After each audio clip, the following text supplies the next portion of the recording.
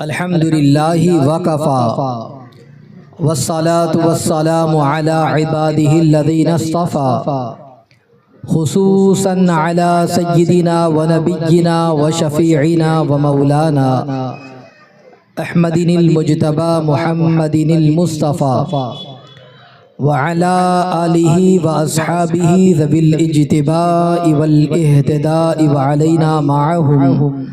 ولهم وفیہم الى یوم الجزاء اما بعد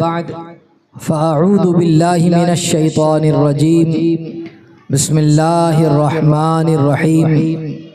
ما كان محمد ابا احد من رجالکم ولكن رسول اللہ وخاتم النبیین وكان اللہ بكل شیء علیما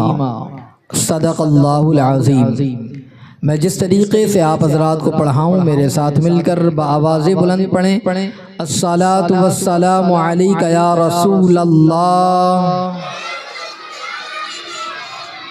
الصلاۃ والسلام علیک یا حبیب اللہ، الصلاۃ والسلام علیک یا نبی اللہ وعلی آلک واصحابک یا نور اللہ صلی اللہ تعالی علیہ وسلم۔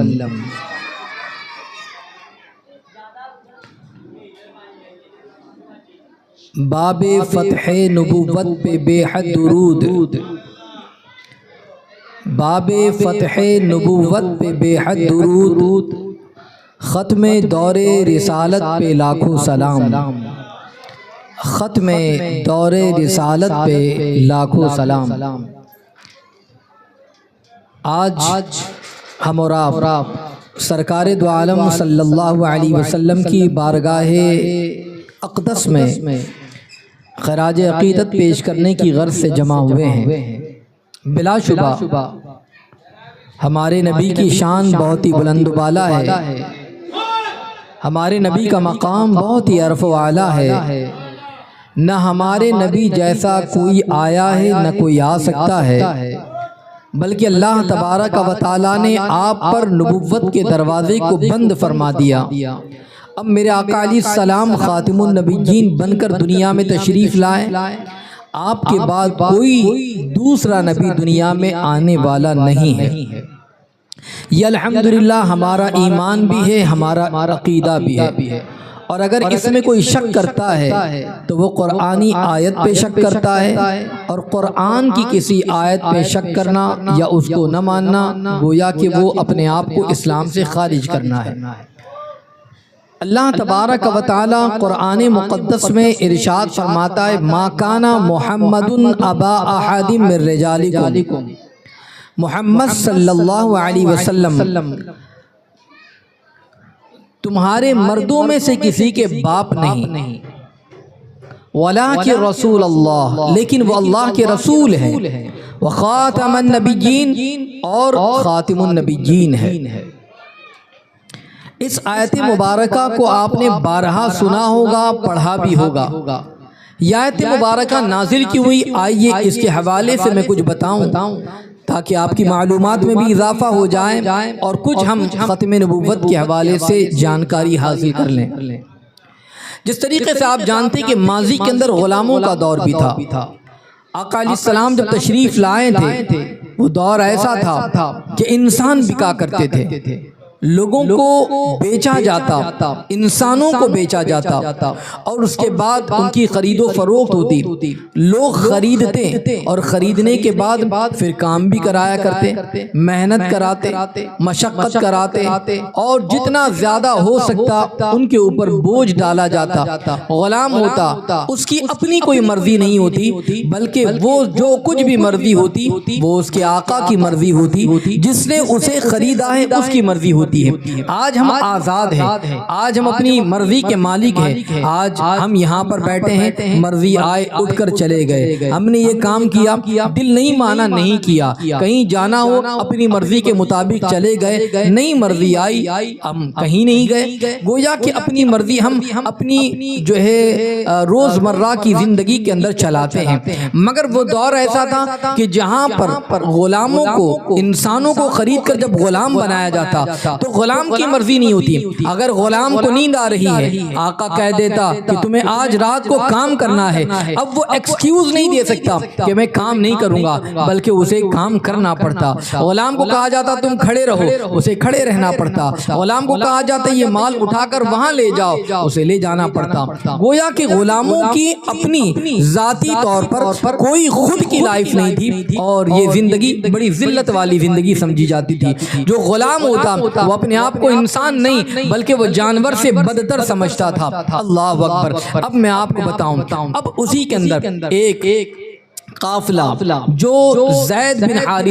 حارثہ کے بیٹے زید، وہ اپنے بچے سے بڑی محبت کیا کرتے اور بڑے مالدار بھی تھے۔ اب آپ دیکھیں کہ کون باپ ہوگا جو اپنے بچوں سے محبت نہ کرتا ہو؟ ہر باپ اپنی اولاد سے محبت کرتا ہے۔ حارثہ بھی اپنے بچے سے بڑی محبت کیا کرتے۔ ایک مرتبہ زید اپنی والدہ کے ساتھ کسی قافلے میں جا رہے تھے، قافلے پر ڈاکو نے حملہ کر دیا، اور جیسے ہی حملہ ہوا اب اس کے بعد کچھ لوگوں کو گرفتار کر لیا گیا۔ اب آج کا دور ایسا دور تو نہ تھا، بلکہ مال و اسباب کو تو لوٹ لیا گیا، ساتھ ہی ساتھ میں جو بچے ان کو بھی جو ہے قید کر لیا گیا۔ قید کرنے میں زید بھی قید کر لیے گئے، اور پھر اس کے بعد مکے میں آ کر ان کی بولی لگائی گئی، مارکیٹ میں بیچا گیا، اس لیے کہ دکھنے میں بھی اچھے تھے اور بچے بھی تھے، نونہار بھی تھے۔ اب اس کے بعد مکہ مکرمہ کے اندر ان کو بیچا گیا، اور یہاں پر زید جو ہے حضرت سیدتنا خدیجہ الکبریٰ رضی اللہ عنہ مولا تبارک و تعالی عنہ کے یہاں پر جو ہے خرید کر آ گئے۔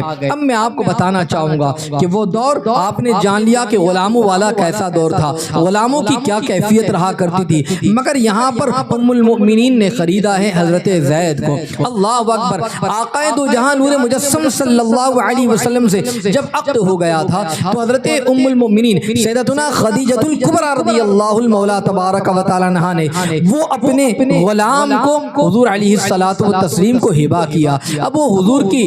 جو ہے حضور کی بارگاہ کے اندر حاضر رہا کرتے، حضور کی خدمت میں لگے رہا کرتے۔ اللہ اکبر۔ جو میرا آقا علیہ الصلوۃ والتسلیم کے ساتھ صبح و شام رہتا ہو، آقا علیہ السلام جو رحمت للعالمین بن کر دنیا میں تشریف لائے، میرا نبی جیسا کوئی نبی ہو نہیں سکتا، بلکہ وہ ایسے کہ لوگ جو ہے ان کو گالیاں دیتے، مگر آقا علیہ الصلوۃ والتسلیم جواباً دعا دیا کرتے تھے۔ میرا آقا علیہ الصلوۃ والتسلیم کی شان اور عظمت وہ کون واقف نہیں ہے؟ مکہ کے کفار بھی آپ کو صادق اور وعد الامین کہا کرتے تھے، وہ بھی آپ کی آمد کے ترانے گایا کرتے، وہ بھی آپ کی نعت پڑھا کرتے تھے۔ یہ کیفیت مکہ والوں کی تھی۔ اب جو زید ہے انہوں نے حضور کی صبح بھی دیکھی، حضور کی شام بھی دیکھی، حضور کی خلوت بھی دیکھی، حضور کی جلوت بھی دیکھی، حضور کے ساتھ ساتھ رہے۔ اور یہاں پر باپ کی کیفیت یہ ہے کہ وہ ہر جگہ پر اونٹنی پر بیٹھ کر، سواری پر بیٹھ کر اپنے بچوں کی تلاش میں لگے ہوئے ہیں، اپنے بچے کی تلاش میں ہے۔ کبھی ایک جگہ کا سفر کر رہے ہیں، بچہ نہیں مل رہا ہے، بے چین ہو کر آ رہے ہیں، کسی اور علاقے میں گئے، بچہ نہیں ملا، جو ہے دل بے چین و بے قرار ہے، دل میں ایک الگ کیفیت طاری ہے، یہاں وہاں ڈھونڈتے جا رہے ہیں، یہاں تک کہ ڈھونڈتے ڈھونڈتے ایک عرصہ گزر گیا۔ کسی نے کہا کہ آپ اتنا سفر کر رہے ہیں، سارا کام چھوڑ دیا ہے، ساری کے ساری چیزوں کو ایک طرف رکھے، کہا بچے کی محبت ہی کچھ ایسی ہے، بلکہ اگر میری موت بھی واقع ہو جائیں تو میں اپنے بعد والوں کو یہ نصیحت اور یہ وصیت کر کے جاؤں گا کہ زید کی تلاش کو کبھی بھی ختم نہ کرنا، بلکہ اس کے حوالے سے تلاش جاری رکھنا۔ اللہ اکبر۔ گھر بھر پریشان ہے، مگر اتفاقاً حج کا زمانہ آیا۔ جب حج کا زمانہ آیا، مکہ مکرمہ میں کچھ لوگ آئے، اور جب انہوں نے حج کیا، کسی نے زید کو دیکھ لیا۔ آقا علیہ السلام کی بارگاہ میں زید کو جب موجود پایا، جب وہ اپنے وطن پہنچے، ان کے والد سے کہا تم سواری کر کر کے، تلاش کر کر کے اپنے بچے کو پریشان ہو گئے ہو، کہیں اور نہیں، تمہارا بچہ تو مکے میں موجود ہے۔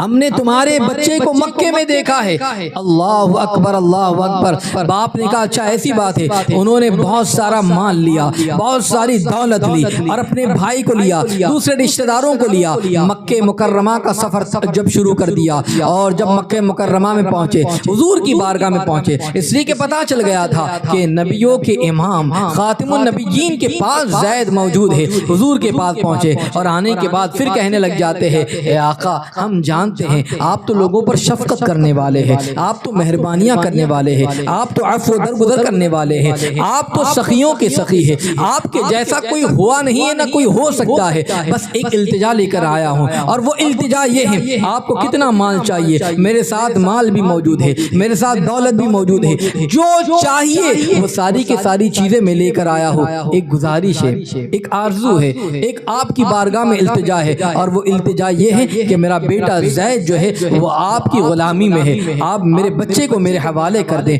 آپ جو بولی لگائیں اللہ اکبر اللہ اکبر وہ قبول ہے، مگر آپ میرے بچے کو میرے حوالے کر دیں۔ اللہ اکبر۔ آقا علیہ السلام نے فرمایا صرف اتنی سی بات ہے اور اتنی بات پر آپ یہ کہہ رہے ہیں؟ اللہ اکبر۔ کہا ٹھیک ہے میں بھی زید کو بلاتا ہوں اور زید کو اختیار دوں گا، اگر وہ اپنی مرضی سے آپ کے ساتھ جانا چاہے تو مجھے کوئی دولت نہیں چاہیے، مجھے اس کے بدلے کوئی مال نہیں چاہیے، زید کو آپ خوشی خوشی لے جائیے گا۔ اللہ اکبر۔ زید کو جب بلایا گیا اور اس کے بعد آقا علیہ السلام نے فرمایا پہچانتے ہو یہ کون ہے؟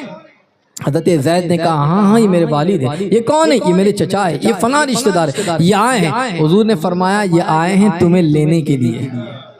اب تمہیں اختیار ہے، جاؤ اپنے والد کے ساتھ اپنے گھر چلے جاؤ اور چاہو تو تمہارا اختیار ہے۔ اللہ اکبر۔ حضرت زید بن حارثہ کا بچپنا ہے مگر اس موقع پر پکار اٹھتے ہیں یا رسول اللہ صلی اللہ علیہ وسلم، ہاں میں مانتا ہوں یہ میرے والد ہیں، میں جانتا ہوں یہ میرے چچا ہے اور یہ مجھے لینے بھی آئے ہیں، مگر آقا علیہ الصلوۃ والتسلیم میں آپ کے پاس رہنا چاہتا ہوں، میں ان کے پاس اور ان کے ساتھ جانا نہیں چاہتا۔ باپ جو کئی مہینوں سے تلاش کر رہے تھے وہ کہتے بیٹا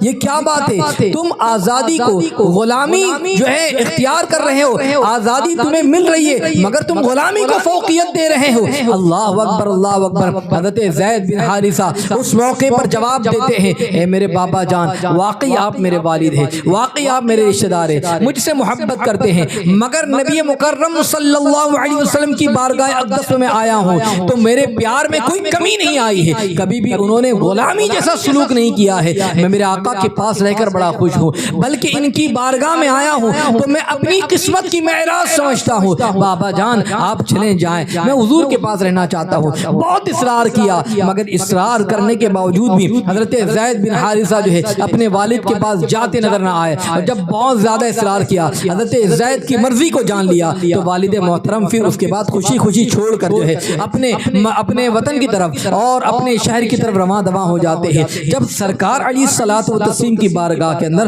حضرت زید بن حارثہ نے اس طریقے سے جب ثابت قدمی کا مظاہرہ کیا حضور نے اپنا منہ بولا بیٹا بنا دیا۔ زید اب غلام تھے مگر اب متنبع ہو گئے، یعنی منہ بولا بیٹا، لے پالک بیٹا جس کو کہہ دیا جاتا ہے نا یہ۔ اب اس کے بعد سرکار علیہ الصلوۃ والتسلیم نے جب اپنا منہ بولا بیٹا بنایا، اب لوگ جو ہے حضرت زید کو یہ سمجھنے لگ گئے کہ اب حضرت زید کو یہ کہتے کہ محمد صلی اللہ علیہ وسلم کی بیٹے، کیفیت یہ رہی۔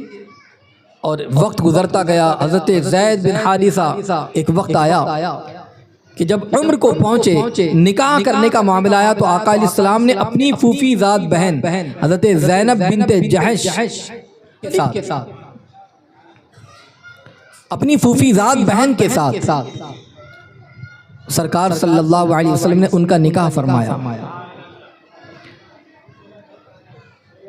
اور حضرت زینب کے ساتھ جب نکاح کرنے کے لیے کہا گیا اور نکاح ہو بھی گیا مگر کسی وجہ سے نکاح نبھ نہیں پایا، اور اس کے بعد حضرت زید نے جو ہے طلاق دے دی، دونوں میں علیحدگی ہو گئی۔ جب دونوں میں علیحدگی ہوئی اب اس کے بعد آقا علیہ السلام نے حضرت زینب کو نکاح کا پیغام بھجوایا۔ حضرت زینب خوشی خوشی کیونکہ حضور علیہ السلام سے نکاح کرنے، اب اس کے بعد آپ تیار ہو گئی، سرکار علیہ السلام نے حضرت زینب سے نکاح فرمایا، جب حضرت زینب سے نکاح فرمایا تو اس موقع پر مکہ مکرمہ کے اندر یہود جو تھے انہوں نے ایک بہت جو ہے بات یہ مشہور کر دی کہ یہ کیسے باپ ہے، اپنی بہو کے ساتھ میں محمد صلی اللہ علیہ وسلم نے نکاح کیا، گویا کہ اپنے بیٹے کی بیوی کے ساتھ میں ان کے بیٹے زید نے جس عورت کو چھوڑا اسی عورت کے ساتھ میں حضور نے نکاح فرمایا۔ یہ اعتراض مکے کے یہودیوں نے کیا تھا۔ اللہ اکبر اللہ اکبر، جب یہ اعتراض ہوا اور یہ اعتراض بڑا مشہور ہوا، اعتراض کرنے والے کون؟ یہود ہے۔ اعتراض کس پر کر رہے ہیں؟ خاتم النبیین پر کر رہے ہیں، مگر آقا علیہ السلام جواب نہیں دے رہے ہیں۔ اس موقع پر پروردگار عالم نے ان لوگوں کا جواب دیا اور قرآن کی آیت نازل ہو گئی۔ آیت نازل ہوتی ہے، کیا آیت نازل ہوتی ہے؟ ما کان محمد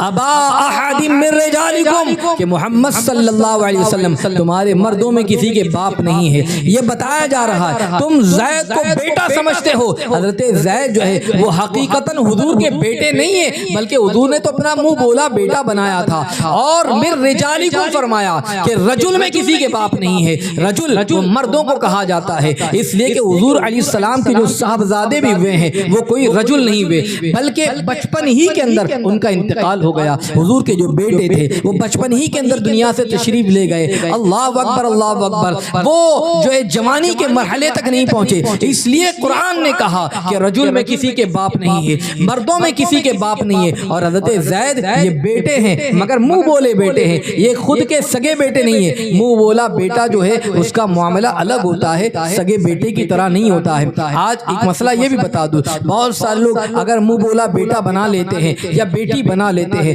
اور اس کو اپنے سگے بیٹے کی طرح یا بیٹی کی طرح سمجھتے ہیں، یاد رکھیں شریعت کا قانون ہے، اس کا ایک مسئلہ الگ ہے، وہ ایک الگ مسئلہ ہے، آپ معلوم کر لیں، مگر وہ سگے اولاد کی طرح نہیں ہے، وہ سگے بچے کی طرح نہیں ہے۔ جس طریقے سے سگی اولاد ہوتی ہے وہ اس طریقے سے نہیں۔ اگر کسی نے اپنا منہ بولا بیٹا یا بیٹی بنایا تو پھر اس کے ترکے کے اندر سے اس کا کوئی حصہ نہیں ہوگا، اور اسی طریقے سے اگر اس کی اولاد بھی اگر بعد میں ہو گئی تو پھر اس کے لیے اگر لڑکی ہے اور اس کا لڑکا ہوا تو یاد رکھ لیجئے جوان ہونے کے بعد یہ دونوں غیر محرم کہلائیں گے۔ اس کا مطلب ایسا نہیں کہ وہ دونوں سگے بھائی بہن کی طرح رہیں گے، اس کا ایک الگ مسئلہ ہے، مگر یہاں پر یہ بتایا جا رہا ہے قرآن مقدس میں اللہ تبارک و تعالیٰ نے اس کا جواب دیا اور فرمایا کہ زید کا جو نکاح ہوا تھا اور اس کے بعد آقا علیہ السلام نے نکاح فرمایا، کہ زید حضور کے بیٹے نہیں بلکہ منہ بولے تھے۔ اب اس کے بعد ایسا نہیں ہے کہ اس پر حکم بیٹے کی طرح لگے گا، بلکہ منہ بولے بیٹے تھے۔ جس طریقے سے اجنبی ہوتے ہیں اسی طریقے سے اجنبی کوئی شخص کسی عورت سے نکاح کر لے، اسے چھوڑ دے، عدت گزرنے کے بعد نکاح کر لیا جاتا ہے۔ اسی طریقے سے زید کی بیوی کے ساتھ طلاق ہو گئی، طلاق کے بعد عدت گزر گئی، اب کوئی بھی چاہے نکاح کر لے۔ حضور نے نکاح فرما دیا۔ اعتراض یہودیوں کا تھا اور جواب میرے اللہ تبارک و تعالیٰ نے دیا، اور پھر اس کے بعد فرمایا کہ یہ وَلَٰكِن رسول اللہ، اللہ کے رسول ہے، اور رسول کے ساتھ ساتھ فرمایا خاتم النبیین، کیا آقا علیہ الصلوۃ والتسلیم خاتم النبیین ہے۔ اب حضور کے بعد کوئی نبی آ ہی نہیں سکتا ہے، حضور علیہ الصلوۃ والتسلیم پر نبوت کا دروازہ بند ہو چکا ہے۔ میرے پیارے آقا صلی اللہ علیہ وسلم کے پیارے دیوانوں، اس سے آپ اندازہ لگائیے اللہ تبارک و تعالیٰ اپنے حبیب سے کتنی محبت فرماتا ہے، اور اس بات کو بھی جان لیجئے ہم جس نبی کی بارگاہ میں خراج عقیدت پیش کرنے کے لیے آئے ہیں، سبحان اللہ، یہ نبی آخر الزماں ہے، نبی خاتم ہے، آخری نبی ہے، اور آپ کے بعد کوئی نیا نبی نہیں آ سکتا۔ آقا علیہ الصلوۃ والتسلیم جانتے تھے کہ میرے بعد اس طریقے کے فتنے اٹھیں گے، لوگ آئیں گے، نبوت کا جو ہے اعلان کریں گے، جھوٹے دعوے دار بن جائیں گے۔ اس سے میرا آقا علیہ السلام نے اسی موقع پر ارشاد فرمایا تھا میرے بعد دنیا کے اندر 30 کذاب ہوں گے،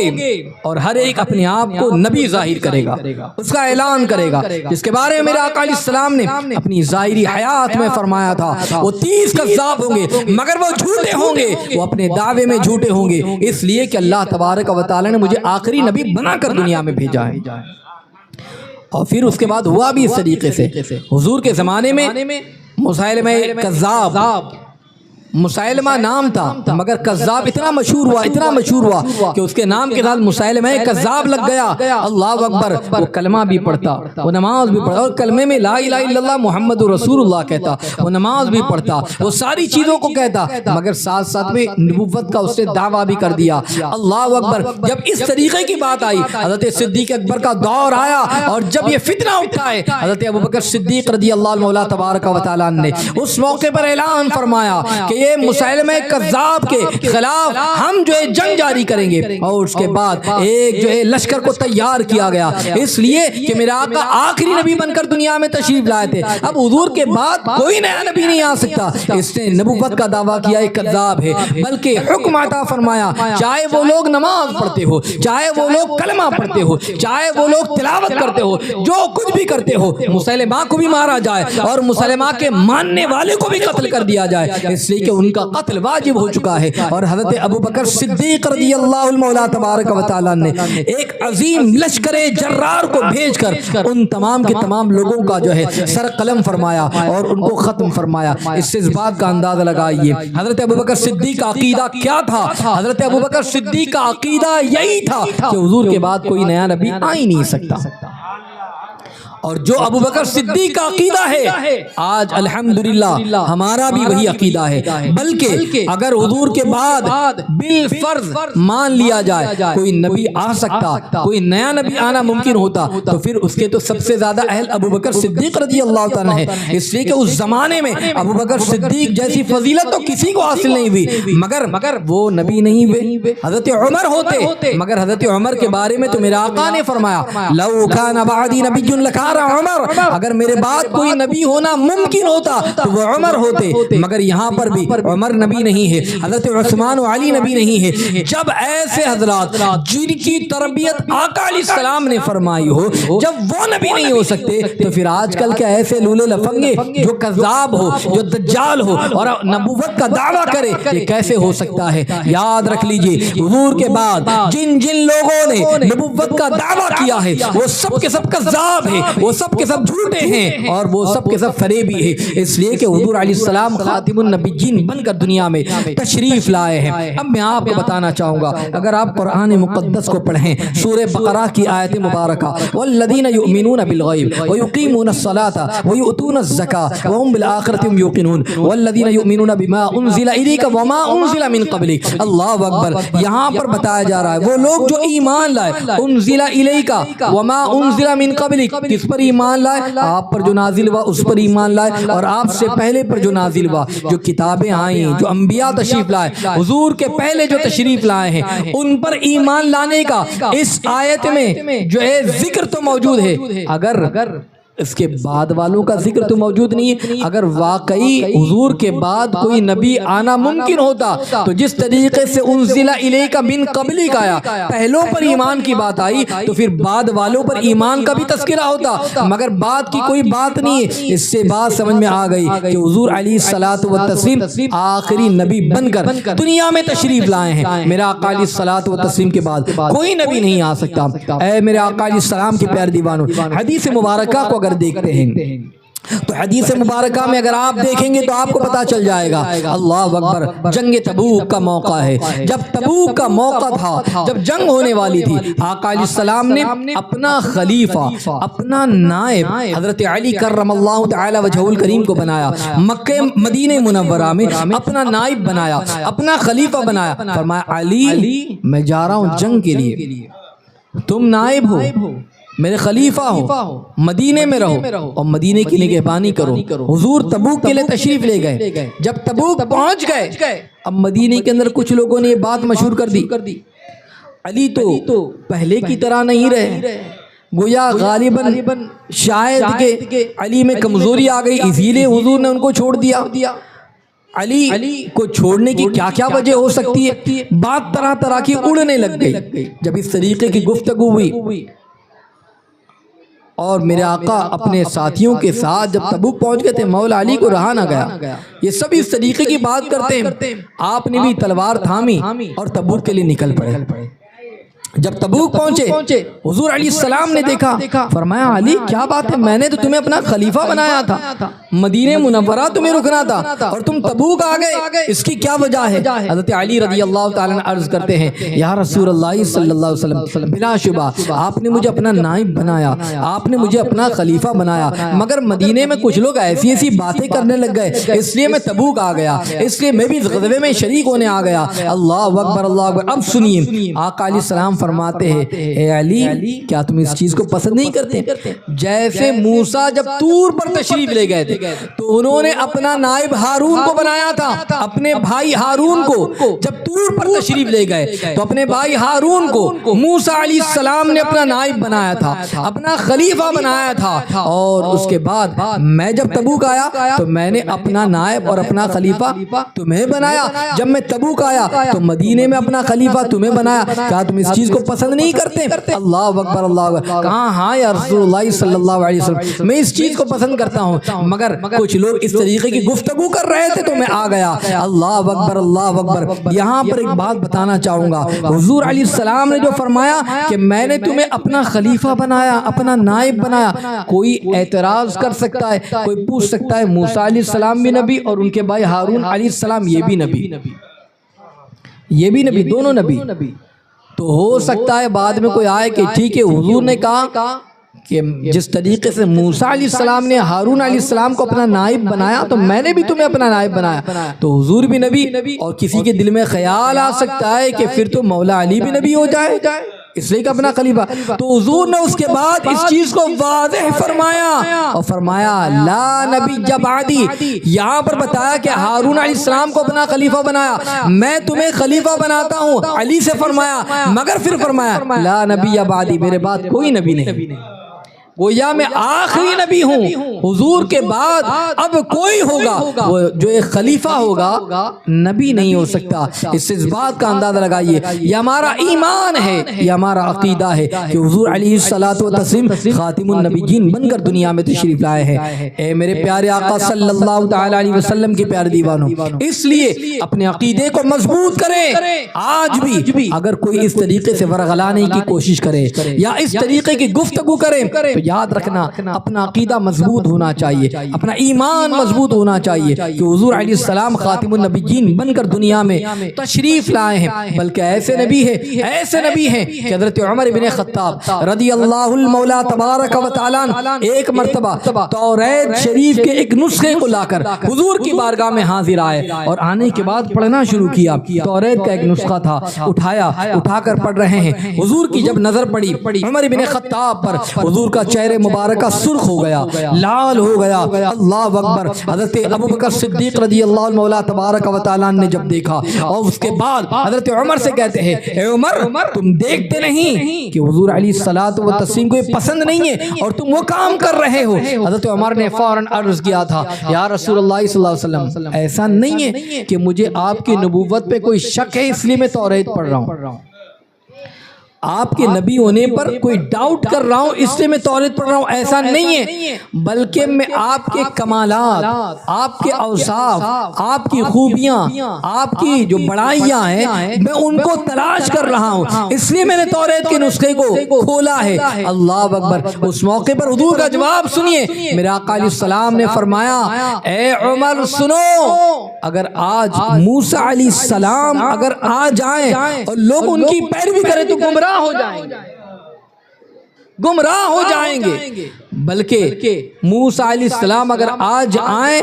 تو وہ بھی میری اتباع کریں گے، وہ بھی میری پیروی کریں، یہاں تک کہ عیسیٰ علیہ السلام جو قرب قیامت تشریف لائیں گے تو آپ نبی بن کر نہیں بلکہ آپ تشریف لائیں گے خلیفہ بن کر تشریف لائیں گے، اور اس کے بعد کیفیت کیا ہوگی؟ آپ آئیں گے، آپ صلیب کو توڑیں گے، آپ گرجا گھروں کو مسجد میں تبدیل فرمائیں گے، قرآن مقدس کا درس دیں گے، خانہ کعبہ کی جانب رک کر کے نماز پڑھیں گے، گویا جو شریعت شریعت محمدی ہے اسے فالو کریں گے اور اسی پر عمل کریں گے. یہ حضرت عیسیٰ علیہ السلام. بلکہ میرے آقا نے فرمایا میری امت کے اندر جو امام ہوں گے امام مہدی ان کی اقتداء میں حضرت عیسیٰ نماز بھی ادا فرمائیں گے. آپ اس سے اندازہ لگائیے کہ آقا علیہ الصلوۃ والتسلیم نے کیا فرمایا ہے. پتہ چلا کہ آقا علیہ الصلوۃ والتسلیم کے بعد کوئی نیا نبی نہیں آ سکتا بلکہ حضرت عیسیٰ علیہ السلام آئیں گے تو وہ نبی بن کر دنیا میں تشریف نہیں لائیں گے. اللہ اکبر اللہ اکبر. حضور علیہ الصلوۃ والتسلیم خاتم النبیین بن کر دنیا میں تشریف لائے ہیں. آج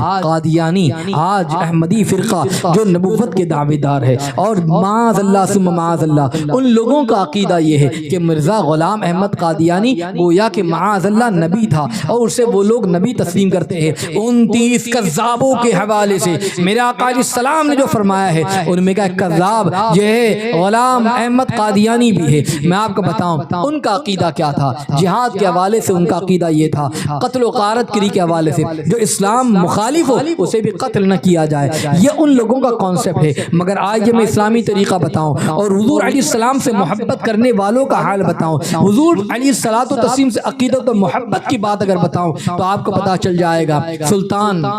نور الدین زنگی رحمت اللہ المولا تبارک و تعالی علیہ کا وہ زمانہ آپ یاد کر لیجئے جب مدینہ منورہ کے اندر دو ایسے اشخاص یہود سے یا نصارہ سے ایسے آئے تھے جن کا ناپاک منصوبہ یہ تھا کہ مدینہ منورہ میں مسجد نبوی شریف کے اندر بیٹھتے دن بھر عبادت کرتے نماز پڑھتے تسبیح پڑھا کرتے ذکر کیا کرتے لوگوں کو اچھائی کی درس بھی دیا کرتے اچھائی کی تعلیم بھی دیا کرتے اور پھر اس کے بعد کھانا بھی تقسیم کرتے اناج لوگوں کو بانٹتے. گویا کہ کچھ ہی دنوں کے اندر ایسے مقبول ہو گئے تھے ہر کوئی کہتا کہ کتنے نیک صفت لوگ آئے ہیں کتنے متقی آئے ہیں کتنے پرہیزگار آئے ہیں. اگر آج کوئی جو ہے تقویٰ کا لبادہ بظاہر اوڑے یعنی نماز پڑھتا ہو یعنی اس طریقے سے کہ وہ کوئی ٹوپی لگائے کوئی تسبیح لے کر آ جائیں مصلی لے کر آ جائیں کلمہ پڑھنا شروع کر دیں اور روزہ بھی رکھتا ہو غریبوں کی مدد بھی کرتا ہو کوئی یہ نہ سمجھے کہ یہی سب سے سچا مسلمان ہے. ایسا نہیں. اس کے دل میں محبت دیکھنا عقیدت دیکھنا حضور سے محبت کرتا ہے یا نہیں کرتا ہے حضور کا عشق ہے یا نہیں ہے حضور کو آخری نبی مانتا یا نہیں مانتا حضور کو اللہ کا سچا نبی مانتا یا نہیں مانتا. اللہ اکبر. اس کا عقیدہ کیا ہے صرف اور صرف ظاہری اعمال کو نہ دیکھنا بلکہ اس کی کیفیت کو دیکھنا. اللہ اکبر. ظاہری اعمال تو ان دونوں کے اتنے بھلے معلوم ہوتے تھے اتنے اچھے معلوم ہوتے تھے کہ لوگ ان کے گرویدہ ہو گئے ان کے پیچھے مگر ان کا حال یہ تھا باطن اتنا گندا باطن اتنا کالا باطن اتنا پاپ آلود تھا کہ وہ روزانہ رات کو جس کمرے میں وہ تھے وہاں سے وہ سرنگ کھود رہے تھے وہاں سے سرنگ کھودتے ان کا ناپاک ارادہ یہ تھا کہ وہ حجرہ رسول تک معاذ اللہ پہنچ جائے اور آقا علیہ السلام کے جسم اقدس کو لے کر وہاں سے چلے جائے. یہ ان کا ناپاک ارادہ تھا اور یہ لوگ سرنگ کھودتے بہت دور تک انہوں نے کھود دیا. اللہ کے رسول علیہ السلام سلطان نور الدین زنگی کے خواب میں تشریف لاتے ہیں ان دونوں بدبختوں کی شبیہ کو دکھاتے ہیں یہ دونوں مجھے اذیت پہنچانا چاہتے ہیں مجھے نقصان پہنچانا چاہتے ہیں تم فوری جاؤ اور کو گرفتار کرو. اللہ اکبر. سلطان نور الدین زنگی یہ بڑے عاشق رسول بھی تھے سلطان بھی تھے بادشاہ بھی تھے عاشق بھی تھے اور سچے عاشق رسول تھے. انہوں نے کہا یہ کیسے ممکن ہو سکتا ہے میرے ہوتے ہوئے حضور کو کوئی نقصان پہنچائے حضور کے جسم اقدس کو کوئی نقصان پہنچائے. اللہ اکبر. فوراً وہاں سے نکلتے ہیں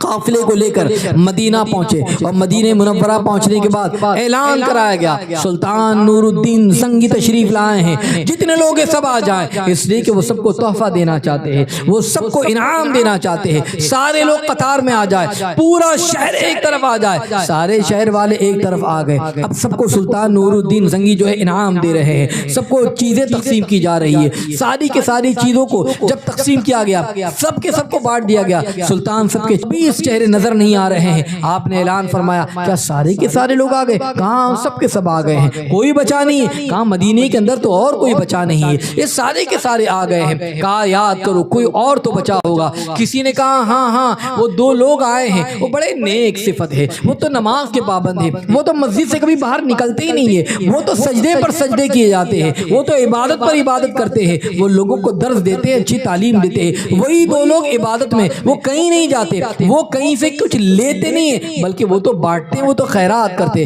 سلطان نے فرمایا ان دونوں کو بلاؤ۔ اللہ اکبر اللہ اکبر۔ جب ان دونوں کو بلایا گیا، سلطان کی نظر جیسے ان بدبختوں کے چہرے پر پڑی، فوراً پہچان گئے حضور علیہ السلام نے خواب کے اندر جو شبیہ بتائی تھی، یہی دو قبیح چہرے، یہی دو خبیث چہرے، یہی دو چہرے ہیں۔ اللہ اکبر۔ سلطان نے فوراً ان کو پکڑا، گرفتار کیا اور اس کے بعد کہا کہ تم بدبخت ہو جو میرے رسول کو، جو نبیوں کے امام اور آخری نبی بن کر آئے ہیں، تم ان کو اذیت دینا چاہتے ہو اور سوچتے ہو کہ تم اپنے منصوبے میں کامیاب ہو جاؤ گے۔ یاد رکھ لینا میرے نبی آخری نبی ہے، کوئی نیا نبی نہیں آئے گا اور حضور کو تم تکلیف بھی نہیں پہنچا سکتے۔ اللہ اکبر۔ اور اس کے بعد جو ان کی جگہ تھی، مصلی اٹھایا گیا تو دیکھا کہ بہت بڑی سرنگ ہے، رات بھر سرنگ کھودتے اور صبح میں مصلی بچھا کر عبادت کرتے۔ سرے راہ سلطان نور الدین زنگی نے ان کے سر کو قلم کروایا اور اس کے بعد یہ بتایا کہ جو حضور کو تکلیف دینا چاہے اس کی سزا کیا ہوا کرتی ہے،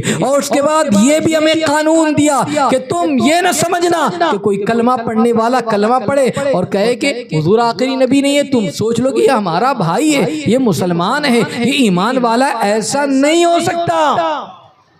بلکہ اگر کوئی مسجد تعمیر کر لے اور اس کے بعد نماز بھی پڑھتا ہو اور حضور کے آخری نبی ہونے پر شک کریں تو سمجھ جانا وہ مسلمان نہیں ہے، مسلمان نہیں ہے۔ آج جو احمدی فرقہ یا آج جو قادیانی فرقہ، آج وہ لوگ جو ختم نبوت کا انکاری ہیں، وہ اگر نماز پڑھتے ہیں، عبادت کرتے ہیں تو بہت سارے لوگ کہتے ہیں وہ بھی تو نماز پڑھتے، وہ بھی تو روزہ رکھتے، وہ بھی تو زکوٰۃ دیتے، وہ بھی تو حج کرنے جاتے ہیں، وہ بھی تو عبادت کرتے ہیں، پھر کیوں ان کو مسلمان نہیں کہا جاتا؟ سن لو، ظاہری اعمال کو اگر دیکھا جائے تو ظاہری اعمال سے کوئی مسلمان نہیں ہو سکتا۔ مسلمان تو اس وقت ہوگا کہ جب اللہ کی وحدانیت کا اقرار بھی کرے اور رسول کی رسالت کو مانے اور قرآن کا جو فرمان آخری نبی ہے اس چیز کو تسلیم بھی کرے، تب جا کر وہ مسلمان ہو سکتا ہے، ورنہ مسلمان نہیں ہو سکتا۔ بلکہ ان کا جو عقیدہ قادیانیوں کا اور ان کے کانسیپٹ کے اندر کہ اگر کوئی اسلام کے خلاف کوئی ایسی بات ہو تو جنگ و جدال نہ کیا جائے، جو ان کا کانسیپٹ ہے۔ آپ دیکھیں شریعت مطہرہ کے جو قوانین ہیں، ان قوانین کا اگر آپ جائزہ لیں، اگر میں آپ کو بتاؤں اللہ نے جو قرآن مقدس کے اندر یہ آیت جو فرمائی وَعَلَى الثَّلَاثَةِ الَّذِينَ خُلِّفُوا حَتَّى إِذَا ضَاقَتْ عَلَيْهِمُ الْأَرْضُ بِمَا رَحُبَتْ وَضَاقَتْ عَلَيْهِمْ أَنفُسُهُمْ وَظَنُّوا أَن لَّا مَلْجَأَ مِنَ اللَّهِ إِلَّا إِلَيْهِ ثُمَّ تَابَ عَلَيْهِمْ لِيَتُوبُوا إِنَّ اللَّهَ هُوَ التَّوَّابُ الرَّحِيمُ۔ ان تین لوگوں کے حوالے سے یہ آیت ہے۔ کون تین؟ یہ تینوں صحابی ہیں، حضرت کعب بن مالک، حضرت بلال بن امیہ، حضرت ابن ربیع، یہ تین حضرات، یہ تینوں صحابی ہیں۔ میں یہاں پر یہ عقیدہ بتانا چاہوں گا، ان قادیانیوں کا عقیدہ جو ختم نبوت کے نہ ماننے والے، ان کا عقیدہ ہے کہ جہاد نہیں اور اسلام کے اس کانسیپٹ کے خلاف، اور طریقہ کیا تھا؟ یہ تینوں صحابی جب جنگ تبوک ہونی تھی، ان تینوں نے یہ کہا کہ مسلمانوں کا قافلہ تو نکل گیا ہے، ہم بھی جائیں گے مگر ہمارے کچھ کام ہیں۔ آج کل ہوتا ہے نا، اذان تو ہو گئی ہے، ہم جائیں گے بعد میں، ابھی نماز پڑھ لیتے آج ہمارا۔ میں آپ کو اس کا اگزامپل دینا چاہوں گا اور اس واقعے سے آپ سمجھ جائیے گا، تاکہ آپ جہاں عقیدے کی بات ہو، جہاں حضور کی بات ہو، حضور کے آخری نبی ہونے کی بات ہو، وہاں حضور کی آنکھوں کی ٹھنڈک کی بات بھی کر لوں۔ کہتے ہیں نا ابھی دکان چلا رہا ہوں، ابھی اذان ہوئی ہے، ابھی صلاۃ ہوگی، بعض مساجد میں صلاۃ بھی ہوتی ہے اذان کے بعد، یا صلاۃ نہیں تو ابھی 15 منٹ باقی ہے، میں جاتا ہوں اور بعد میں نماز پڑھ کر آتا ہوں، ہو سکتا ہے ایسا۔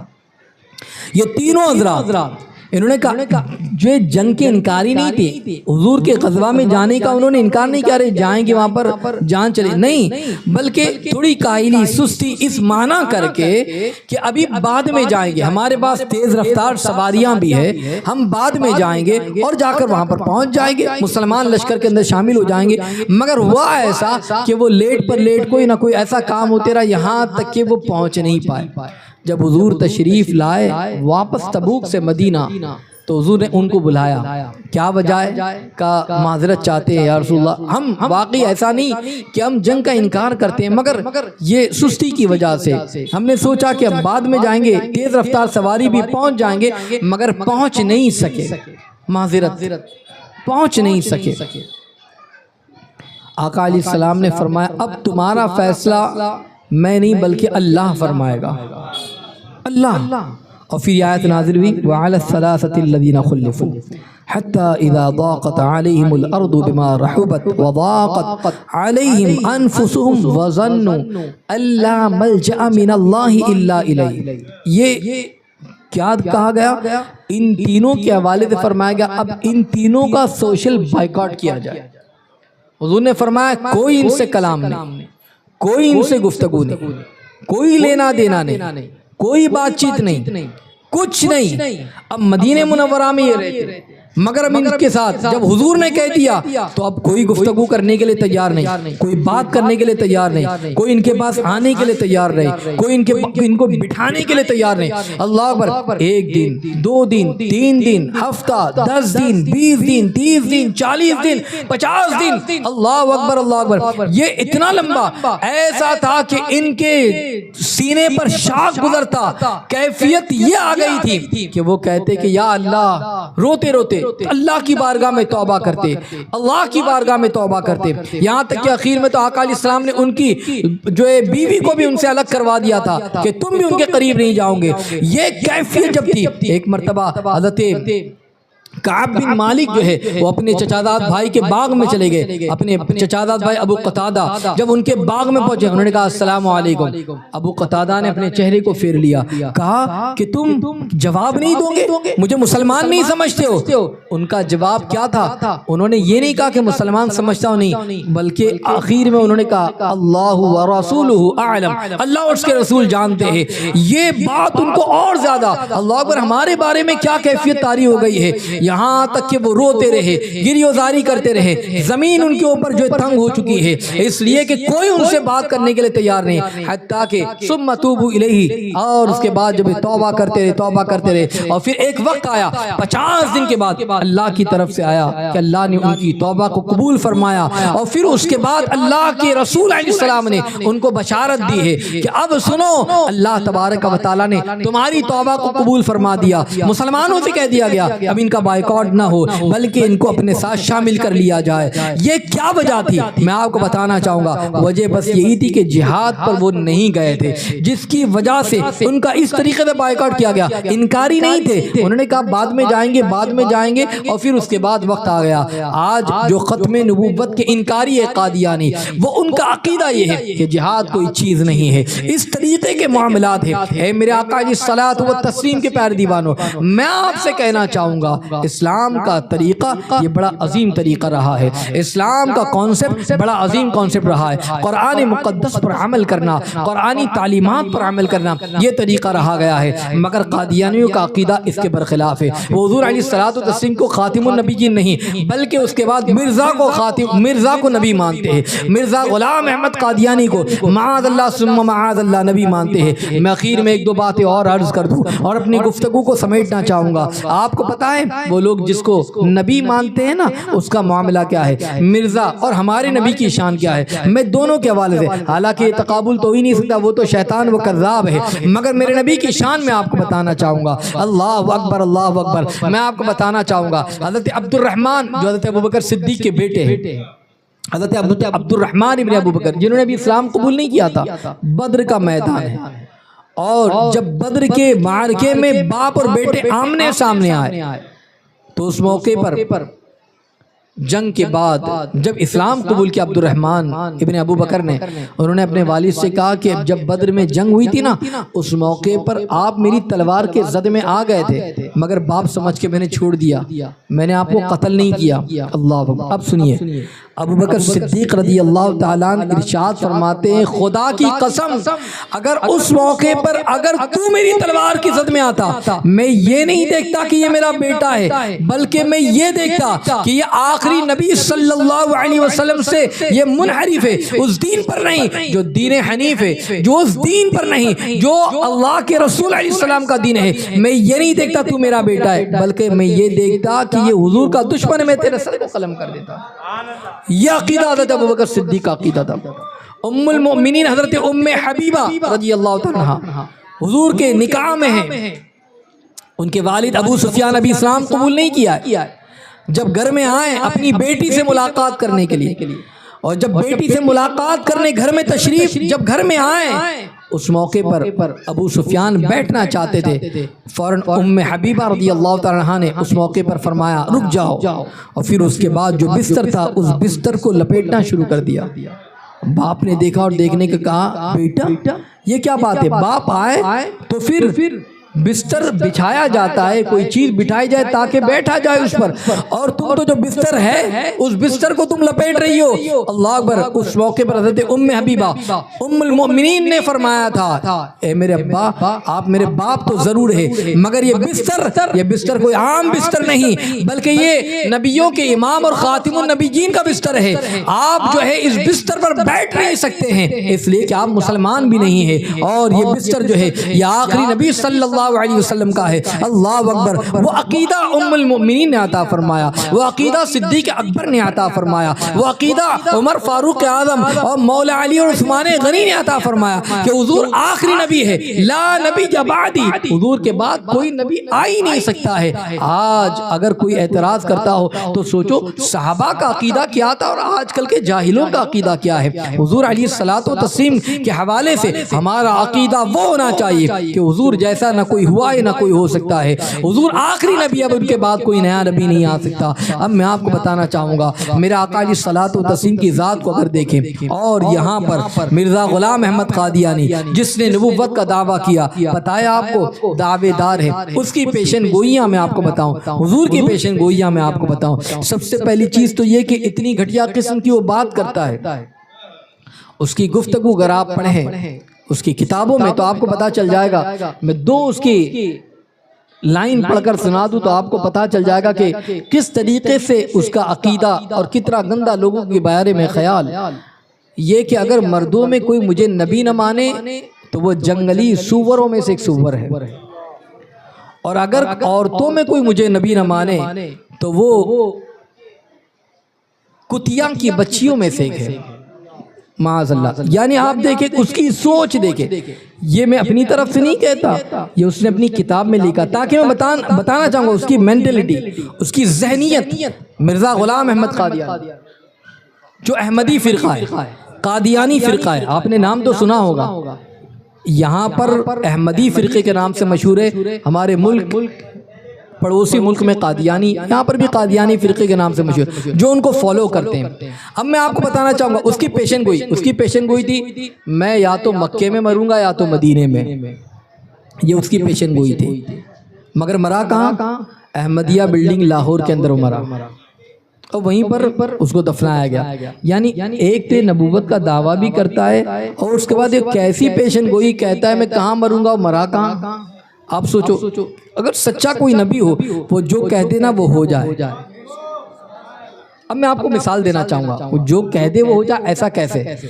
بدر کا جب معرکہ ہونا تھا نا آقا علیہ الصلوۃ والتسلیم جنگ بدر سے پہلے بدر کا معائنہ فرما رہے تھے اور آپ کے ہاتھ مبارکہ میں عصا تھا چھڑی مبارکہ تھی حضور علیہ الصلوۃ والتسلیم نے دائرہ کھینچا اور لوگوں سے فرمایا ابو جہل یہاں مرے گا عتبہ یہاں مرے گا شیبہ یہاں مرے گا ابو لہب یہاں مرے گا یہ دائرہ کھینچا ایک صحابی دیکھ رہے تھے حضور دائرہ کھینچ رہے کیا ایسا ہو سکتا ہے میں کل دیکھوں گا جب جنگ ہوئی ہے وہ بیان کرتے خدا کی قسم ایک دن قبل میرے آقا علیہ السلام نے جو دائرہ کھینچا تھا ابو جہل یہاں مرے گا میں نے دیکھا کہ دائرے سے بال باہر تک نہیں مرا بلکہ اسی دائرے کے اندر وہ مرتا نظر آیا ہے۔ جہاں عتبہ اور شیبہ کے حوالے سے فرمایا حضور نے پیشن گوئی جو فرمائی وہ حق ہو کر رہی، جہاں فرمایا جو مرے گا وہاں پر وہ مرا ہے۔ اللہ اکبر اللہ اکبر۔ اور ایک بات میں آپ کو بتاؤں، حضور علیہ الصلوۃ والتسلیم نے ارشاد فرمایا تھا، میرا آقا علیہ السلام، اور آپ سنیے میرے آقا علیہ الصلوۃ والتسلیم کی ایک پیشن گوئی، اللہ اکبر۔ جب حضور ہجرت فرما رہے ہیں، ہجرت فرماتے فرماتے جب سور آپ تشریف لے گئے، غار سور، جب اس پہاڑی پر تشریف لے جا رہے تھے، ابو جہل نے اعلان کر دیا تھا، کیا اعلان کیا تھا؟ جو حضور کو گرفتار کر لے اسے اتنے اونٹ انعام کے طور پر دیے جائیں گے، سرخ اونٹ دیے جائیں گے، یہ انعام دیا جائے گا، وہ انعام دیا جائے گا۔ اللہ اکبر۔ سارے کے سارے لوگ تلاش میں ہیں، تلاش اپنے اپنے اعتبار سے جاری ہے، مگر سراقہ وہ بھی تلاش کرتے کرتے وہ پہاڑی پر پہنچ گئے اور انہوں نے حضور کو دیکھ لیا، خاتم النبیین کو دیکھ لیا، کہا اب تو بڑا اچھا موقع ہے، میرے سامنے وہ ہے، میں گرفتار کر لوں گا، بہت زیادہ مال و متاع مل جائے گا، بہت زیادہ دولت مجھے مل جائیں گی۔ اللہ اکبر۔ جیسے ہی حضور کی طرف سراقہ بڑھتے ہیں، میرے آقا علیہ السلام نے زمین کو اشارہ کیا، زمین نے سراقہ کے پیروں کو پکڑ لیا۔ اب اس کے بعد جب دیکھا کہ میرے پیر زمین کے اندر جا رہے ہیں، سراقہ سمجھ گئے کہ لگتا ہے گویا کہ میں نے جو کام کیا ہے غلط ہے، کہا حضور مجھے معاف کر دیجئے، معاف کر دیجئے مجھے۔ حضور علیہ الصلوۃ والتسلیم ایسے نبی ہیں، ان کا قول بھی ایسا ہوتا ہے اور لوگوں کو معاف فرمانے والے بھی ہوتے، حضور نے معاف کر دیا۔ حالانکہ آیا ہے دشمن بن کر، مگر حضور نے معاف کیا۔ جب معاف کیا پھر سراقہ کی نیت بدلی، کہا یہ ہو سکتا ہے اتفاق ہوگا، پھر حضور کی جانب بڑھے۔ جیسے حضور کی جانب بڑھنا چاہا، میرے آقا نے پھر اشارہ کیا، زمین نے پھر ان کو ایک قدموں کو گرفتار کر لیا، پھر قدم زمین کے اندر دھس گئے، سراقہ نے پھر معافی مانگی، پھر حضور نے معاف کر دیا، پھر سراقہ کی نیت بدلی اور اس کے بعد پھر آگے بڑھتے ہیں۔ جیسے ہی گرفتار کرنے کی نیت دل میں آتی ہے، جیسے ہی آگے بڑھتے ہیں، حضور علیہ السلام نے پھر زمین کو اشارہ فرمایا، تیسری دفعہ پھر سراقہ کے پیر زمین پکڑتی نظر آتی ہے۔ اب سراقہ جان گئے یہ اتفاق نہیں ہے، یہ کوئی ایسا انہونی چیز نہیں، بلکہ یہ تو میرے آقا علیہ الصلوۃ والتسلیم کی بات یہ زمین بھی مان رہی ہے اور ان کے اشارے پر مجھے پکڑ رہی ہے۔ اب اس کے بعد میرے آقا علیہ الصلوۃ والتسلیم ارشاد فرماتے، سراقہ تم اب بھی باز نہیں آؤ گے، حالانکہ میں تمہارے ہاتھوں میں کسریٰ کے کنگن دیکھ رہا ہوں۔ کسریٰ کے کنگن، کسریٰ اس زمانے کا ایران، اس زمانے کا سپر پاور، اور جو اس کا بادشاہ، اس کے بادشاہ کے ہاتھ میں جو سونے کا کنگن ہوتا وہ کنگن، کہا کہ میں کسریٰ کے کنگن دیکھ رہا ہوں، بادشاہ کے ہاتھ کا سونے کا کنگن، اور یہ سوچے کہ مجھ جیسا آدمی یہ کیسے ہو سکتا ہے، مگر حضور نے فرما دیا جو بات میرے نبی کے زبان اقدس سے نکل جائے وہ بات ہو کر رہے۔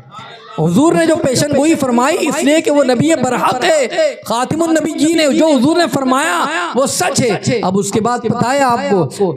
حضرت سراقہ جو ہے پھر مسلمان ہو جاتے، حضور کے قدموں سے وابستہ ہو جاتے، اپنے یہاں چلے جاتے ہیں۔ حضور کا زمانہ گیا، صدیق اکبر کا زمانہ آیا، صدیق اکبر کا زمانہ انہوں نے پایا، عمر فاروق اعظم کا زمانہ آیا۔ حضرت عمر کے زمانے میں حضرت سراقہ اتنے بیمار ہو گئے، اتنے بیمار ہو گئے، لوگوں نے کہہ دیا کہ سراقہ اس مرض میں انتقال کر جائیں گے، فوت پا جائیں گے۔ لوگ ان کی تیمارداری کے لیے، ان کی عیادت کے لیے ان کے گھر پر آتے رہے اور کہا سراقہ کیا حال ہے؟ حضرت سراقہ کا عقیدہ دیکھو، صحابی کا عقیدہ دیکھو، تم یہ سمجھتے ہو کہ میں فوت ہو جاؤں گا، میں فوت ہونے والا نہیں، میں اس مرض میں مرنے والا نہیں ہوں، فوت نہیں ہوں گا۔ کہا کیا بات ہے؟ اتنے وثوق کے ساتھ، اتنے یقین کے ساتھ تم کہہ رہے ہو؟ کہا تمہیں معلوم نہیں ہے حضور خاتم النبیین نے فرما دیا ہے کہ میں تمہارے ہاتھوں میں کسریٰ کے کنگن دیکھ رہا ہوں، میں نے تو وہ پہنا ہی نہیں ہے، اور جب پہنا نہیں ہے تو مجھے موت نہیں، زمین یہاں سے وہاں ہو سکتی ہے، مگر جو حضور نے فرمایا وہ بات سچ ہو کے رہے گی۔ اب اس کے بعد ہوا بھی اس طریقے سے، اللہ نے شفا عطا فرمائے، اور پھر اس کے بعد جب اسلام کا لشکر جب ایران گیا، اللہ نے کسریٰ کو فتح فرمایا، مال غنیمت جب وہاں سے حضرت عمر کی بارگاہ میں آیا، جب کسریٰ کے کنگن بھی اس مال غنیمت میں آئے، حضرت عمر رضی اللہ عنہ کو بات یاد تھی، وہ روایت یاد تھی، حضرت عمر نے فرمایا اینا سراقہ، سراقہ کہاں ہے، بلاؤ سراقہ کو۔ حضرت سراقہ کو بلایا گیا اور پھر اس کے بعد حضرت عمر نے اس مال غنیمت میں سے وہ سونے کے کنگن جو کسرا بادشاہ کے تھے اس کنگن کو نکالا اور سراقہ کو دیا، اے سراقہ اس کنگن کو پہن لو۔ کسی نے آواز دیا اور کہا آپ جانتے نہیں اے عمر، عمر سے بڑھ کر کون عالم ہو سکتا ہے، عمر سے بڑھ کر کون مفتی ہو سکتا ہے، اللہ اکبر۔ کہا اے عمر، اے امیر المؤمنین، آپ نہیں جانتے حضور کی شریعت میں ہے مردوں کے لیے سونا حرام ہے، اور آپ سونے کی چیز کسرا جو ہے سونے کی چیز آپ سراقہ کو دے رہے پہننے کے لیے، اللہ اکبر اللہ اکبر۔ گویا کہ وہ درس دے رہے اور بتایا جا رہا ہے کہ سونا بلا شبہ مردوں کے لیے حرام ہے، نہیں پہن سکتے، مگر کوئی پہنے گا عام انسان تو وہ گنہگار ہو جائے گا۔ مگر یہاں سراقہ کی کنڈیشن الگ ہے، اگر وہ نہیں پہنیں گے تو گنہگار ہوں گے، اس لیے کہ میرے آقا نے فرمایا سراقہ میں تمہارے ہاتھوں میں سونے کے کنگن دیکھ رہا ہوں، کسرا کے کنگن دیکھ رہا ہوں، اللہ اکبر۔ حضرت عمر نے حضرت سراقہ کو دیا، حضرت سراقہ نے اس کنگن کو پہنا۔ یہ میرے نبی صلی اللہ علیہ وسلم کی پیشن گوئی اور نبیوں کے امام آخری نبی جو فرما رہے ہیں وہ بات کس طریقے سے حق ہوتی نظر آتی ہے۔ اور یہاں مرزا غلام احمد قادیانی اپنے آپ کو نبی بھی کہہ رہا ہے، کیا کہتا ہے کہ میری شادی محمدی بیگم سے ہوگی، کہا پیشن گوئی کر رہا ہے، کیا کہا کہ میرا جس سے نکاح ہوگا اس خاتون کا نام محمدی بیگم ہوگا، اللہ اکبر۔ محمدی بیگم اس زمانے میں کوئی تھی، مگر جب اس کے بعد ایسا معاملہ آیا کہ اس کو پتہ چل گیا کہ مرزا غلام احمد قادیانی اپنے ایمان سے ہاتھ دھو بیٹا ہے، اس نے نبوت کا دعویٰ کر دیا، وہ سچی عاشقہ تھی، حضور سے محبت کرنے والی تھی، اس سے فوراً کہہ دیا کہ میں تجھ سے نکاح نہیں کرتی۔ اس نے ڈرایا بھی، اس نے دھمکایا بھی، اس نے لالچ بھی دی، سب کچھ کیا، مگر اس موقع پر جو ہے اس نے انکار کر دیا، اور اس کے کوئی رشتہ دار سلطان احمد کر کے تھی، محمدی بیگم نے اس سے نکاح کیا۔ گویا کہ اس کی یہ پیشن گوئی تھی کہ میرا نکاح محمدی بیگم سے ہوگا، اس کی یہ پیشن گوئی بھی غلط ثابت ہوئی، مگر جو حضور فرما دے وہ بات حق ہو کے رہے۔ آخری بات بتا کر اپنی گفتگو ختم کر دوں گا، اور وہ بات کیا ہے، اللہ اکبر، حضور کی بات، آخری نبی کی بات ہے۔ عتیبہ بن ابو لہب، اللہ اکبر، ابو لہب کے جو بیٹے ہیں ان میں ایک عتیبہ ہے اور ایک دوسرے بیٹے۔ جب آقا علیہ السلام نے کی اپنی بیٹی حضرت ام کلثوم کا جب عقد عتیبہ بن ابو لہب سے کیا، اور دوسری بیٹی کا نکاح بھی حضرت رقیہ کی، حضرت رقیہ کا نکاح بھی ابو لہب کے ایک بیٹے سے ہوا تھا۔ جب سورہ لہب نازل ہوئی، اور جب سورہ لہب نازل ہوئی تو ابو لہب نے اپنے دونوں بیٹوں سے کہا کہ محمد بن عبداللہ کی جو دونوں بیٹیاں ہیں نا، ان دونوں بیٹیوں کو تم طلاق دے دو، اللہ اکبر اللہ اکبر۔ کہا کہ میرا سر جو ہے وہ تم پر اس وقت تک کہ حرام ہوگا جب تک کہ تم ان دونوں بیٹیوں کو جو ہے طلاق نہ دے دو، اللہ اکبر۔ اس موقع پر عتیبہ نے جو ہے حضرت ام کلثوم کا ابھی نکاح ہوا تھا، طلاق دے دی، اللہ اکبر اللہ اکبر۔ سرکار علیہ الصلوۃ والتسلیم کے پاس پہنچا، اور پہنچنے کے بعد بدبختی کے ساتھ، بدتمیزی کے ساتھ، برے انداز کے ساتھ پیش آیا اور کہا اے محمد صلی اللہ علیہ وسلم، میں تمہاری بیٹی کو جو ہے طلاق دیتا ہوں۔ اور پھر اس کے بعد جو ہے آقا علیہ الصلوۃ والتسلیم کے ساتھ بدتمیزی کرنے لگا، کہا میں اس کو چاہتا نہیں ہے، نہ وہ مجھ کو چاہتی ہے۔ اور پھر اس کے بعد معاذ اللہ حضور کے گریبان مبارکہ کو اس نے سختی کے ساتھ پکڑا، حضور علیہ الصلوۃ والتسلیم کو تکلیف دینا چاہا، یہاں تک کہ حضور کے گریبان کو اتنی تیزی کے ساتھ پکڑا حضور علیہ السلام کو تکلیف پہنچائے۔ جب تکلیف پہنچائی، ایک طرف بیٹی کے حوالے سے کوئی شخص یہ کہہ رہا ہو، دوسری طرف جو ہے آقا علیہ الصلوۃ والتسلیم کے جبے مبارکہ کے ساتھ بدتمیزی کی، حضور کے ساتھ بدتمیزی کی، آقا علیہ السلام نے اس موقع پر اپنے ہاتھوں کو بلند فرمایا، اللہ کی بارگاہ میں کہا اے اللہ، میں تجھ سے سوال کرتا ہوں کہ عتیبہ پر اپنے کتوں میں سے کتے کو مسلط فرما دے۔ حضور نے بد دعا دے دی، عتیبہ نے سن لیا، حالانکہ حضور کو مانتا نہیں تھا، مگر اس کو یہ بھی معلوم تھا کہ جو حضور نے کہہ دیا وہ بات ہو کے رہے گی۔ ان دنوں مکہ سے قریش کا قافلہ شام کی طرف بزنس کے لیے، کاروبار کے لیے قافلہ جانے والا تھا، تجارت کی غرض سے۔ اس تجارت کی قافلے کے اندر ابو لہب نے عتیبہ کو بھیجا تھا، کہا تھا میرے بچے کا خیال رکھنا، اس کا دھیان رکھنا۔ جب وہ تمام کے تمام لوگ ملک شام کی طرف جب پہنچے اور اس مقام پر الزرقہ نام کی ایک جگہ ہے، اس جگہ پر پہنچے، رات کا وقت تھا، کہا کہ یہاں پر قیام کریں گے، یہاں پر رک جائیں گے۔ جب سب رک گئے اور اس کے بعد عتیبہ وہ تمام لوگوں کے درمیان اس کو سلایا گیا، سارے کے سارے لوگ چاروں طرف سوئے ہیں، مگر ابو لہب کا سردار مکہ ہے، اس نے کہا کہ اس کا خیال رکھنا، تو اس کے بیٹے کو عتیبہ کو بیچ میں سلایا گیا تاکہ اس کی حفاظت رہ سکے، اللہ اکبر۔ اب جب اس طریقے کی کیفیت آئی تو رات کا وقت تھا، حضور کی دعا تھی اللہ اپنے کتوں میں سے کتے کو تو مسلط فرما دے، اور وہ دعا اس طریقے سے اثر کرتی ہے کہ جنگل میں سے ایک شیر نمودار ہوتا ہے، اور وہ شیر آتا ہے، وہ سب کے منہ کو دیکھتا ہے، سونگتا ہے، مگر کسی کی طرف توجہ نہیں کرتا ہے، اور وہ لوگوں کو دوڑتا ہوا، حالانکہ اگر شیر کو شکار کرنا ہو تو اس کو جو مل جائے وہ شکار کر لے،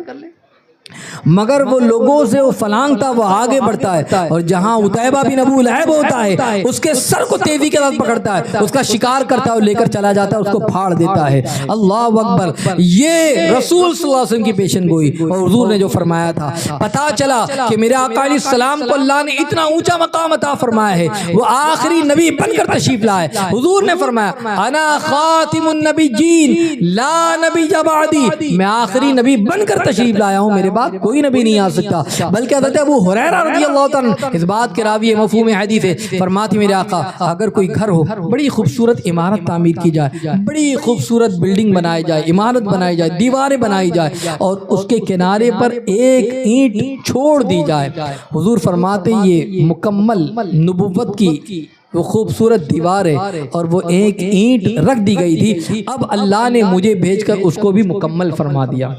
اب میرے بعد کوئی نیا نبی نہیں آئے گا۔ یہ